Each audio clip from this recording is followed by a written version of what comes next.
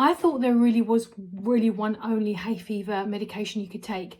And for years I've been taking Terrazine, I think that's how you pronounce it. And it's been okay, but I've been finding the 24-hour relief was actually wearing off after about 10 hours. But I tried this one. It's one of the very best sellers you can get, and I was curious as to why. And it has been truly giving me a 24-hour relief.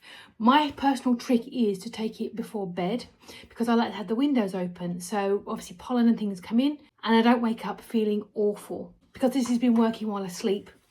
And it keeps me going all throughout the day. So it's been working really well. It is a little bit different from some of the other hay fever tablets. One, the tablets are a bit larger.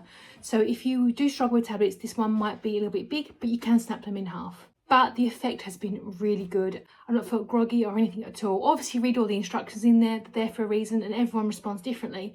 But personally, one before bedtime, I've woke up feeling great, no issues throughout the day, and it has been really effective. And rather than me needing 2 a day, which in high season I have been of the other ones, these ones I've truly only needed 1. So I don't think I'm going to be going back.